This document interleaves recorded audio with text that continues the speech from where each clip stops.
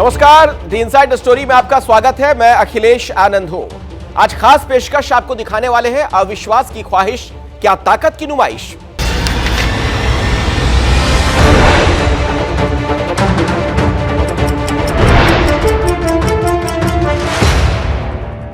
विपक्ष मोदी सरकार के खिलाफ अविश्वास प्रस्ताव लाने की तैयारी में है, तो क्या इस ख्वाहिश में सिर्फ ताकत की नुमाइश का मंसूबा है?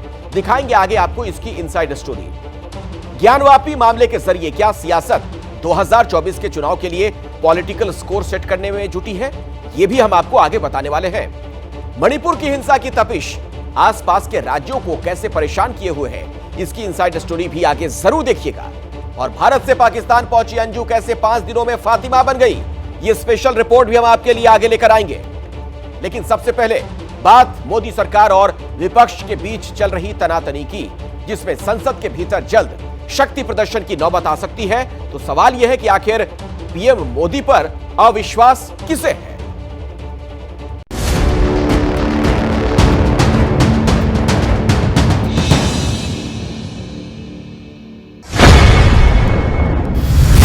इंडियन मुजाहिदीन और पॉपुलर फ्रंट ऑफ इंडिया, इन दोनों नामों को सुनकर आपको क्या याद आता है? ये वो दो संगठन हैं जिन्हें देश में आतंकी गतिविधियों के नाम आने के बाद बैन किया गया है। इंडियन मुजाहिदीन पर 2010 में, पॉपुलर फ्रंट ऑफ इंडिया पर 2022 में बैन लग चुका है। तो फिर इनकी चर्चा कहां और क्यों हो रही है? तो सुनिए, इनका जिक्र आया बीजेपी संसदीय दल की बैठक में, वो भी खुद प्रधानमंत्री मोदी की तरफ से, वो भी तब जब पीएम मोदी ने अपने भाषण में विपक्ष के गठबंधन के इंडिया नाम पर तंज कसा। उन्होंने एक बहुत बड़ी टिप्पणी की कि इंडियन नेशनल कांग्रेस एक अंग्रेज ने बनाया था, ईस्ट इंडिया कंपनी भी अंग्रेजों ने बनाया था। आजकल लोग इंडियन मुजाहिदीन भी नाम रखते हैं, इंडियन पीपुल्स फ्रंट भी नाम रखते हैं, तो चेहरे पे चेहरे लिखाते हैं, सच्चाई कुछ और है। जैसे पहले किसी ने इंडियन नेशनल कांग्रेस लगा तो पता चला पूरे भारत को रिप्रेजेंट कर रहे हैं, ऐसे कुछ ऐसे आतंकवादी संगठन भी हैं, वो भी इंडिया के नाम से रख रहे हैं। लेकिन अब भारत बदल चुका है, भारत का युवा, भारत के लोग, east India company, east India company रखा। सुना आपने, east India company, Indian Mujahideen, popular front of India, ये सभी नाम हफ्ते भर पहले वजूद में आए 26 विपक्षी दलों के उस गठबंधन के लिए कहे गए जिसका नाम है इंडिया, यानी Indian national developmental inclusive alliance. विपक्षी एकजुटता में लगी कांग्रेस को पीएम मोदी का बयान बहुत नागवार गुजरा है, तो विपक्ष की दूसरी पार्टियां इसे बीजेपी के डर के तौर पर प्रचारित कर रही हैं। तो हमने इंडिया, ये जो नाम हमारे अलायंस पार्टी के लिए रखा, उनकी घबराहट क्यों? लेकिन वो अपने पार्टी में ईस्ट इंडिया कंपनी की बात करते हैं। नाम बदलने से कुछ नहीं होता। मोदी जी दिशाहीन हो गए हैं कि उनको अब क्या करना, किधर करना, कैसा करना, ये उनको समझ में नहीं आ रहा। उन्होंने हमला नहीं बोला है, उन्होंने अपना डर और जो भय है अभी इंडिया अलायंस बनने के बाद, वो दर्शाया है। उनको जो जवाब देना है, उनका जवाब देखिए कैसा तिलमिलाया हुआ जवाब है। विपक्ष इसे बीजेपी का डर और तिलमिलाहट बता रहा है। हालांकि प्रधानमंत्री मोदी ने विपक्ष के इंडिया के जवाब में फ्रंट फुट पर खेलकर बीजेपी की लाइन और लेंथ सेट कर दी, लेकिन इससे एक नए पॉलिटिकल बैटल की पृष्ठभूमि तैयार हो गई है। विपक्षी गठबंधन इंडिया मोदी सरकार के खिलाफ संसद में अविश्वास प्रस्ताव लाने की तैयारी में है। सूत्रों के मुताबिक आज की बैठक में टीएमसी को छोड़कर विपक्ष के तमाम दल इस पर सहमत थे, लेकिन टीएमसी ने इस पर अपनी राय देने के लिए 24 घंटे का वक्त मांगा है। विपक्षी दलों की रणनीति ये है कि अविश्वास प्रस्ताव के बहाने विपक्षी दल विस्तार से मणिपुर के मुद्दे पर सरकार को घेर सकेंगे और पीएम मोदी को चर्चा का जवाब देना होगा। वैसे 5 साल में ये दूसरी बार होगा जब विपक्ष मोदी सरकार के खिलाफ अविश्वास प्रस्ताव लाएगा। तारीख 20 जुलाई 2018, जगह संसद। तब लोकसभा चुनाव से साल भर पहले ही विपक्ष संसद में मोदी सरकार के खिलाफ अविश्वास प्रस्ताव लाया था। तब पीएम मोदी ने 2024 में फिर से अविश्वास प्रस्ताव लाने की चुनौती दी थी। मैं फिर एक बार इन सभी महानुभावों को 2024 में अविश्वास प्रस्ताव लाने का निमंत्रण देकर के मेरी बात को समाप्त करता हूं और मैं इस अविश्वास प्रस्ताव को पूरी तरह खारिज करने के लिए इस सदन को आग्रह करता हूं। इस बार भी 2024 के लोकसभा चुनाव से साल भर पहले ही मोदी सरकार को विश्वास हासिल करने की चुनौती दी जा रही है। लेकिन सवाल ये, मोदी सरकार पर किसे अविश्वास है? विपक्ष के अविश्वास प्रस्ताव से होगा क्या? इन दोनों सवालों का जवाब पाने के लिए हमें संसद में सरकार और विपक्ष की नंबरों वाली ताकत का हिसाब किताब जानना जरूरी है। लोकसभा में अभी एनडीए के पास 331 सीटें हैं, इंडिया के पास 144 सीटें हैं। अन्य पार्टियां जो कि दोनों खेमों में नहीं हैं, उनके पास 63 सीटें हैं। संख्या बल के हिसाब से तो मोदी सरकार या एनडीए के सामने विपक्ष की चुनौती कहीं टिकती नजर नहीं आ रही। लेकिन इसके बावजूद अगर विपक्षी दलों का गठबंधन इंडिया अविश्वास प्रस्ताव की तैयारी कर रहा है तो इसके मायने क्या हैं? असल में 26 विपक्षी दलों की गोलबंदी के बाद इंडिया नाम का विपक्षी गठबंधन अपनी ताकत दिखाने के मौके तलाश रहा है। मणिपुर हिंसा के बहाने सरकार की घेराबंदी में विपक्ष को एक बड़ा मौका नजर आ रहा है, इसीलिए अविश्वास प्रस्ताव की तैयारी हो रही है। क्या कल अविश्वास प्रस्ताव विपक्ष की तरफ से लाया जाएगा? अविश्वास प्रस्ताव आप लोग लाने जा रहे हैं और अगर हाँ तो इसके पीछे रणनीति क्या है? संसदीय प्रणाली में और संसदीय परंपरा में सभी विकल्प खुले रहते हैं और जिन विकल्पों का उल्लेख नियमावली में किया गया है वो सारे विकल्प विपक्ष के समक्ष अवेलेबल रहते हैं। तो सवाल ये, क्या संख्या बल साथ ना होने के बावजूद प्रचंड बहुमत वाली मोदी सरकार को अविश्वास प्रस्ताव के लिए ललकारना एक गेम प्लान का हिस्सा है? क्या इसका हश्र भी 2018 के अविश्वास प्रस्ताव जैसा ही होगा? और क्या अविश्वास प्रस्ताव 2024 का ट्रेलर साबित होगा?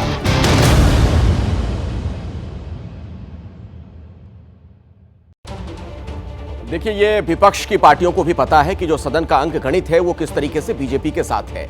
इसके बावजूद अगर ये प्रस्ताव लाया जा रहा है तो क्या एक मनोवैज्ञानिक दबाव बनाने की कोशिश है सरकार पर? इनसाइड स्टोरी आपको बताएंगे हमारे सहयोगी आशीष कुमार सिंह हमारे साथ जुड़ गए हैं। आशीष, ये क्या है इसकी इनसाइड स्टोरी? अविश्वास प्रस्ताव के पीछे की कहानी क्या सामने आ रही है? देखिए, जाहिर तौर पर अखिलेश ये एक पॉलिटिकल मूव है और जैसा कि हम अभी अपने स्टोरी में बता भी रहे थे कि एक पॉलिटिकल मसला ऐसा मिल गया है विपक्ष को कि वो मोदी सरकार को घेरने से पीछे नहीं हटना चाहते। पार्लियामेंट बहुत बड़ा फोरम है, इसलिए वो ये स्ट्रैटेजी बनाए हैं। अच्छी तरह जानते हैं अखिलेश, मैं आपको बता दूं कि तमाम नेताओं से मेरी बात हुई, अच्छी तरह जानते हैं उनके पास आंकड़े नहीं है, ना ही वो सरकार को फ्लोर ऑफ द हाउस पर डिफीट कर पाएंगे। लेकिन एक मौके की तलाश है, जो कि आरोप विपक्ष की तरफ से लगाया जा रहा है कि भाई हमें बोलने का मौका नहीं दिया जा रहा, कम से कम इस माध्यम से बोलने का मौका मिले और इस मुद्दे पर चर्चा हो, प्रधानमंत्री को जवाब देना पड़े। लेकिन जिस तरह से होम मिनिस्टर की चिट्ठी आपने देखी, अब से कुछ घंटे पहले उन्होंने अधीर रंजन चौधरी को चिट्ठी लिखी, बाकायदा ट्वीट की और उसका लैंग्वेज आप पढ़ें, बहुत ही सहज तरीके से आउटरीच दिखाया है सरकार ने। इस वजह से अब कल एक बार फिर से इस पर रीथिंकिंग होगी और मेरे सोर्सेज ये कहते हैं कि अगर नो कॉन्फिडेंस पर एक बार को सहमति बन जाती है, जैसा कि लगता है कि लार्जर कंसेंसस है, एक दो पार्टियों को अपनी राय देनी है, उसके बाद तमाम सांसदों के उस पर हस्ताक्षर कराए जाएंगे और फिर इसको प्लेस किया जाएगा। लेकिन आखिरी कॉल में फिर से दोहरा दूं, इस पर कल सुबह लिया जाएगा। जी, बहुत बहुत शुक्रिया आशीष कुमार सिंह की इस जानकारी के लिए आपका। और अब बात कर लेते हैं उस विवाद की जो उत्तर प्रदेश के रास्ते देश की सियासत में बड़ा मुद्दा बनता जा रहा है। और हम बात कर रहे हैं ज्ञानवापी मस्जिद परिसर में सर्वे की। सर्वे के आदेश के खिलाफ मुस्लिम पक्ष की याचिका पर कल फिर इलाहाबाद हाईकोर्ट में सुनवाई होगी। उसमें तय होगा कि ज्ञानवापी परिसर में सर्वे होगा या नहीं। कोर्ट में चल रही इस लड़ाई का असर सियासत पर भी दिखने लगा है। ज्ञानवापी मस्जिद में सर्वे होगा या नहीं, इसका फैसला अब इलाहाबाद हाईकोर्ट में कल होगा। हाईकोर्ट में ज्ञानवापी मस्जिद परिसर के सर्वे पर जिला कोर्ट के फैसले को मुस्लिम पक्ष ने आर्टिकल 227 के तहत चुनौती दी है। कोर्ट में मुस्लिम पक्ष की याचिका पर हिंदू पक्षकारों को नोटिस रिसीव कराया गया। मुस्लिम पक्ष ने कोर्ट से मेरिट के आधार पर इस मामले की तत्काल सुनवाई की मांग की। मुस्लिम पक्ष की मांग के बाद चीफ जस्टिस ने मामले की सुनवाई की। अब कल यानी 26 जुलाई को इस केस में आगे की सुनवाई होगी। इमरजेंसी के ग्राउंड पे ही तो सुनवाई हुई, वरना हाईकोर्ट का टाइम 4 बजे खत्म हो जाता है। 4:15 बजे बेंच फिर असेंबल हुई। जब उनका खुद कहना यह है कि औरंगजेब के पहले का ये स्ट्रक्चर है, उसमें खुदाई होगी तो संरक्षण को नुकसान नहीं पहुंचेगा। मैं नहीं समझता कंक्लूड हो पाई, क्योंकि हमें भी टाइम लगेगा, उनको भी टाइम लगेगा। ज्ञानवापी मस्जिद सर्वे को लेकर चल रही कानूनी लड़ाई को पहले समझते हैं। दरअसल वाराणसी जिला जज ने 21 जुलाई को ज्ञानवापी परिसर के एएसआई सर्वे का आदेश दिया था। जिला जज ने 4 अगस्त को सर्वे की रिपोर्ट पेश करने का आदेश दिया था। इस आदेश के खिलाफ मुस्लिम पक्ष सुप्रीम कोर्ट पहुंच गया। सुप्रीम कोर्ट ने सर्वे पर 26 जुलाई शाम 5 बजे तक रोक लगा दी और मुस्लिम पक्ष को हाईकोर्ट जाने को कहा। सुप्रीम कोर्ट के आदेश के बाद मुस्लिम पक्ष हाईकोर्ट पहुंचा और हाईकोर्ट से सर्वे पर रोक लगाने की मांग कर रहा है। ज्ञानवापी पर एक तरफ कोर्ट में लड़ाई चल रही है, दूसरी तरफ राजनीति के मैदान में ये मुद्दा सुर्खियों में है। यूपी की सियासत में अयोध्या, काशी, मथुरा वाला कैंपेन बहुत पुराना है। 15 से 24 जनवरी 2024 के बीच अयोध्या में राम मंदिर की प्राण प्रतिष्ठा की तैयारी है। अब इसलिए ज्ञानवापी वाले विवाद को भी राजनीतिक चश्मे से देखा जा रहा है। 2024 में होने वाले लोकसभा चुनाव की जमीनी तैयारी शुरू हो गई है। बीजेपी यूपी में इस बार मिशन 80 में जुटी है। पूर्वांचल पर उसका खास जोर है। इसी बीच ज्ञानवापी वाला मुद्दा कोर्ट के बहाने सुर्खियों में है। इसीलिए आरोप लगाए जा रहे हैं कि इस विवाद के जरिए फिर ध्रुवीकरण की कोशिश हो रही है। ज्ञानवापी, उसके बाद न जाने कौन कौन सी मस्जिदें, और सब मिला के 3000 मस्जिदों के ऊपर प्रॉब्लम खड़ी करना चाह रहे हैं। तो आखिर इस देश में करना क्या चाहते हैं? कब तक कोई दूसरा आदमी जो है वो बर्दाश्त करेगा हर चीज़ को? मुसलमान यह किराएदार नहीं है इस मुल्क के अंदर। मुसलमान का भी उतना हक है जितना और मजहब के मानने वालों का है। लेकिन सवाल ये, क्या वाकई ज्ञानवापी के मुद्दे के जरिए 2024 के चुनाव के लिए पॉलिटिकल स्कोर सेट किए जा रहे हैं? इसे समझते हैं एक्सपर्ट के जरिए। इसका इम्पैक्ट अगर देखा जाए, राजनीतिक इम्पैक्ट, तो 2024 में एक मुद्दा तो बहुत जबरदस्त रहेगा। विशेषकर तो पूर्वांचल के क्षेत्र में इसका जबरदस्त हो रहेगा और इसका फायदा कमोबेश भाजपा को मिलेगा, क्योंकि इसके लिए भाजपा संघर्ष कर रही है और भाजपा से संबंधित अर्थात हिंदू जो सो मानसिकता के लोग या राष्ट्रवादी लोग इसके लिए संघर्ष कर रहे हैं, तो निश्चित रूप से उसका फायदा उनको मिलेगा, विपक्ष को इसका नुकसान मिलेगा। पोलराइजेशन एक साइड का होगा तो अगले साइड का भी होगा, तो उसको आप स्कोर सेटल करना कहेंगे या नहीं ये नहीं पता हमको, लेकिन बोथ वेज पोलराइजेशन जाएगा। यहाँ पर कुछ खास पॉलिटिकल पार्टी को इसका माइलेज वाकई मिलेगा, क्योंकि वो उनके सेंटिमेंट्स को एड्रेस कर रहे हैं कहीं ना कहीं, तो इसलिए इस बात का माइलेज मिलेगा उन्हें। पॉलिटिकली ये इन्फ्लुएंस करेगा आने वाले इलेक्शन को। काशी कॉरिडोर बनने के बाद वाराणसी वैसे भी धार्मिक पर्यटन के केंद्र में है। ज्ञानवापी विवाद को लेकर भी चर्चा पूरे देश में है। सिर्फ धार्मिक ही नहीं, कानूनी नजरिए से भी ये विवाद उलझा हुआ है। ज्ञानवापी मस्जिद के विवाद को लेकर वाराणसी सेशन कोर्ट में सुनवाई चल रही है। वाराणसी जिला कोर्ट में इस मामले से जुड़े केस पर सुनवाई हो रही है। हाई कोर्ट में भी ज्ञानवापी केस की सुनवाई चल रही है। सुप्रीम कोर्ट में इस मामले में याचिका दायर की गई है। यानी सेशन कोर्ट से लेकर सुप्रीम कोर्ट तक ज्ञानवापी विवाद उलझा हुआ है और इस उलझन को ही सुलझाने के लिए हिंदू पक्ष सर्वे की मांग कर रहा है। दोनों पक्षों की उपस्थिति में जांच होनी थी और जांच से सत्य सामने आना था। इंतजामिया कमेटी को इस सच्चाई से डर क्यों लग रहा है? वो इसका स्वागत करने की बजाय इससे बचने का प्रयत्न क्यों कर रही है? इस कानूनी जंग में ज्ञानवापी से जुड़े 1991 के मामले में आज कोर्ट ने अपना फैसला सुरक्षित रख लिया। कोर्ट इस मामले में 28 अगस्त को अपना फैसला सुनाएगा। देखिए, पुराने मामले में जो 1991 का सूट था उसमें इशू ये था कि क्या ये suit places of worship act से बाधित है कि नहीं है, और उसमें जो एसआई सर्वे का ऑर्डर हुआ था बड़ा लिमिटेड जीपीआर का, वो वैलिड है कि नहीं, क्योंकि उसमें ऑलरेडी प्रोसीडिंग स्टे थी। तो उस इशू पे आज जजमेंट रिजर्व किया है जो 28 अगस्त को आना। फिलहाल सभी पक्षों की नजर कोर्ट पर है और कल का दिन बहुत अहम है।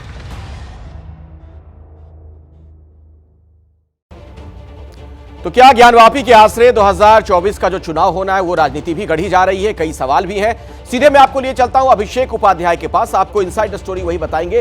अभिषेक, ये जो ज्ञानवापी का सर्वे का नतीजा जो भी हो, लेकिन क्या आपको लग रहा है कि नतीजे 2024 तक जाने वाले हैं? देखिए, ये जो सर्वे का नतीजा है, अगर मैं इसलिए लगा रहा हूं क्योंकि ये मामला अभी कोर्ट के दायरे में है, लेकिन अगर कोर्ट फैसला देता है कि वहां पर सर्वे होना चाहिए, अभी फैसला दे, कुछ दिनों बाद दे, लेकिन अगर ये सिलसिला शुरू होता है तो आप याद कीजिए कि जो अयोध्या में हुआ था, जिस तरह से अयोध्या में राम जन्मभूमि का एक मूवमेंट पैदा हुआ और उसका पॉलिटिकल रिएक्शन ये हुआ कि बीजेपी जो 2 सीटों वाली पार्टी थी, किस तरह से उसका ग्रोथ हुआ और वो 80 के ऊपर पहुंची और पहुंचते पहुंचते एक दिन उसकी सरकार बनी, सरकार रिपीट हुई और उसके बाद जो अभी जो स्थिति हम देख रहे हैं, तो एक पूरा का पूरा पॉलिटिकल मूवमेंट बिल्डअप हुआ था।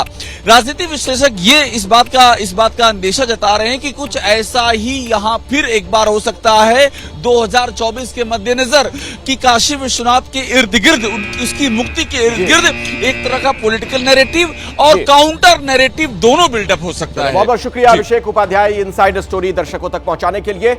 और अब अपने दर्शकों को नॉर्थ ईस्ट लिए चलते हैं। हिंसा मणिपुर में हुई, लेकिन इसकी तपिश अब नॉर्थ ईस्ट के दूसरे राज्यों में भी महसूस की जाने लगी है। नॉर्थ ईस्ट के राज्यों के तार आपस में ऐसे जुड़े हैं कि मणिपुर में जो कुछ भी हुआ है उसका साइड इफेक्ट आसपास भी दिखने लगा। गौर कीजिएगा कि नॉर्थ ईस्ट के सभी राज्यों में बीजेपी या एनडीए की सरकार है।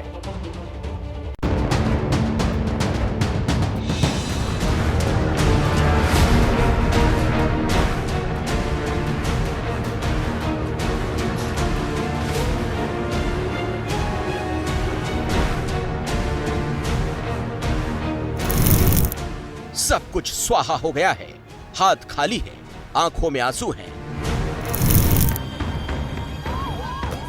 और कभी ना खत्म होने वाला इंतजार। हिंसा से जूझते मणिपुर की यह कहानी पूरा देश देख रहा है। जैसे जैसे नई तस्वीरें, नई कहानियां सामने आ रही हैं, तब पता चल रहा है कि मणिपुर में हिंसा की आग में क्या क्या झुलसा है।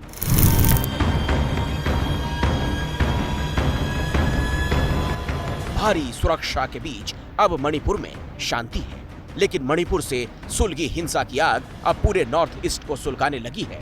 मणिपुर में जो हिंसा हुई उसका असर अब नॉर्थ ईस्ट के दूसरे राज्यों में भी दिखने लगा है।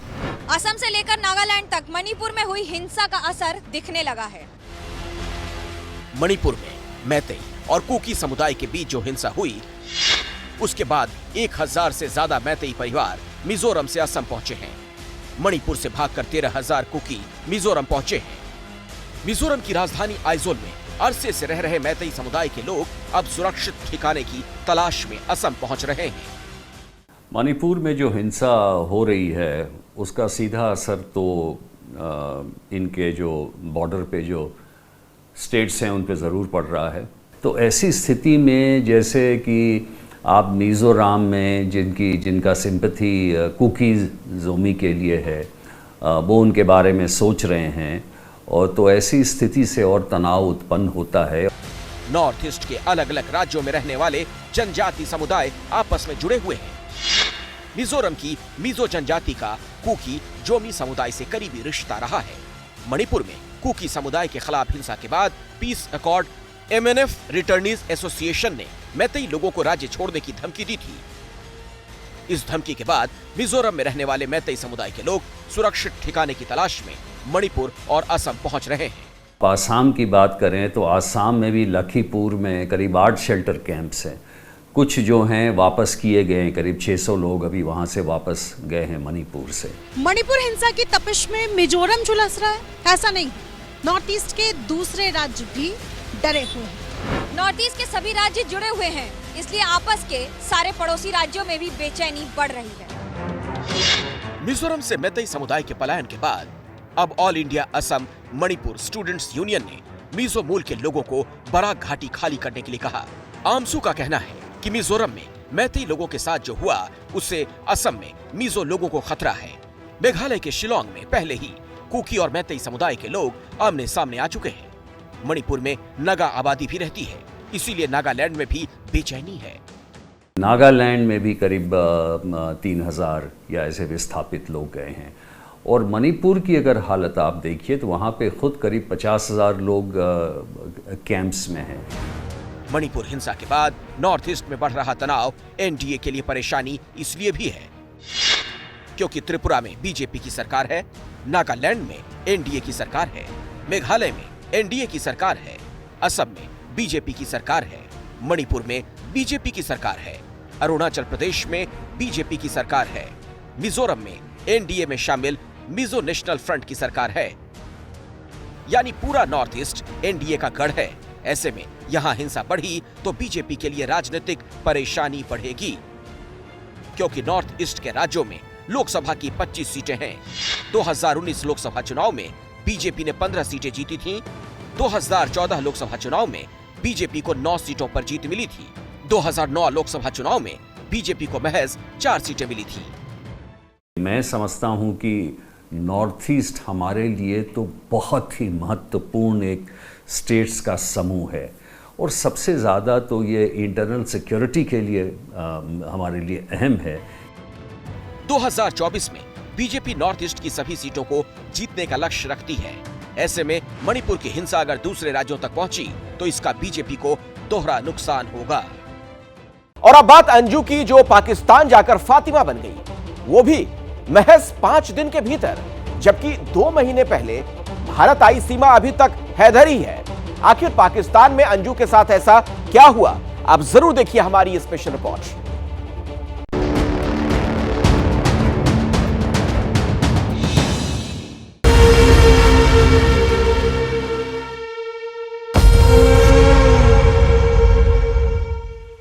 बेस्ट यही लगा कि यहाँ शिफ्ट है और मतलब कोई पाबंदी नहीं है घूमने की। यहाँ पे मैं बहुत ज़्यादा खुश हूँ और मेरे पास टाइम बहुत कम है और मुझे लगता है कि मुझे दोबारा भी इधर आना चाहिए। इश्क में सरहद पार कर पाकिस्तान गई भारत की अंजू फातिमा बन गई है। उसने अपने प्रेमी नसरुल्लाह से निकाह कर लिया और इस्लाम धर्म कबूल करने के बाद अंजू का नया नाम फातिमा हो गया है। पाकिस्तानी नौजवान से सोशल मीडिया पर दोस्ती के बाद भारत से आई लड़की अंजू ने वीर बालक के नसरुल्लाह से निकाह कर लिया है। निकाह से कबल अंजू ने इस्लाम कबूल करके अपना नाम फातिमा रखा है। भारत की अंजू फातिमा हो गई, इस्लाम कबूल कर लिया। वीर बालक के नसरुल्लाह से निकाह करने के बाद अंजू का इस्लामी नाम फातिमा रखा गया है। अंजू और नसरुल्लाह के निकाह से पहले का एक वीडियो भी सामने आया। ये वीडियो शादी से पहले प्री वेडिंग शूट का है। इस वीडियो में अंजू और नसरुल्लाह एक दूसरे से प्यार का इजहार कर रहे हैं। वीडियो को कई एंगल से शूट किया गया। कभी अंजू अपने प्रेमी के साथ एक ऊंचे हाईवे पर नजर आती है, कभी दोनों वादियों में दिखाई देते हैं।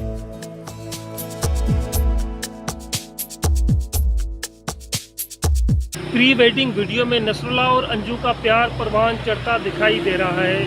वीडियो देखने से ऐसा लगता है जैसे सब कुछ पूरी प्लानिंग के साथ किया गया हो। लेकिन बड़ा सवाल तो ये है, अंजू ने नसरुल्लाह से निकाह क्या अपनी मर्जी से किया या उससे दबाव में आकर निकाह करना पड़ा? क्योंकि अंजू का एक और वीडियो सामने आया है, उसमें अंजू बुर्का पहने नजर आ रही है। लेकिन इस वीडियो में अंजू के साथ पाकिस्तानी आर्मी के जवान भी दिखाई दे रहे हैं।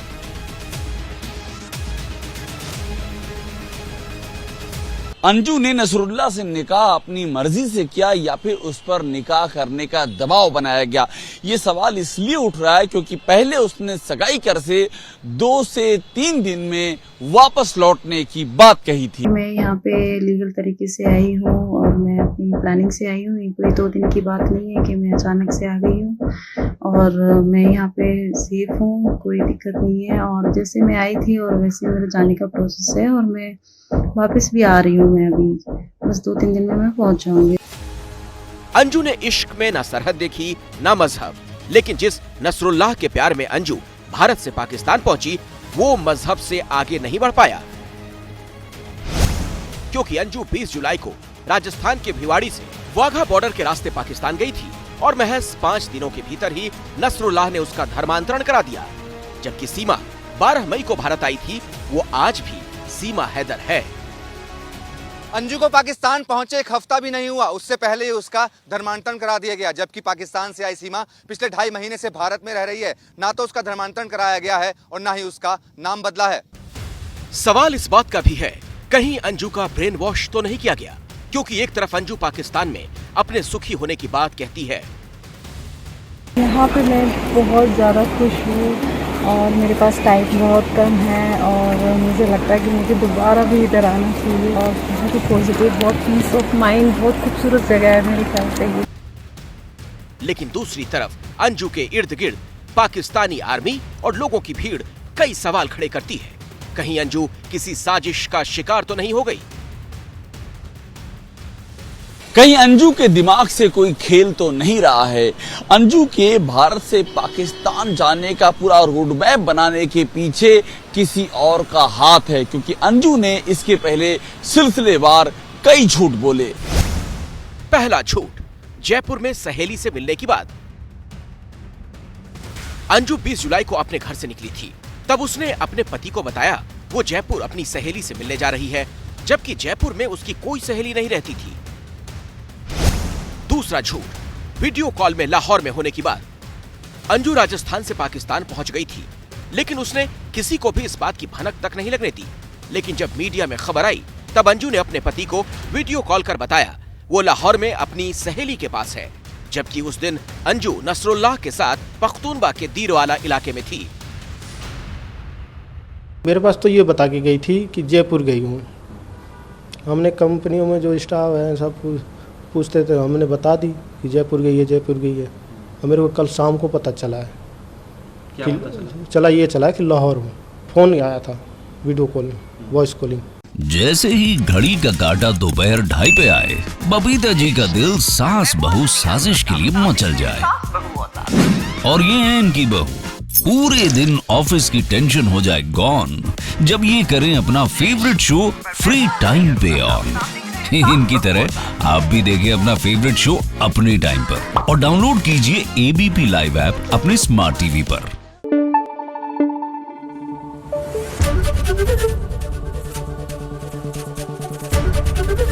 एबीपी न्यूज आपको रखे आगे।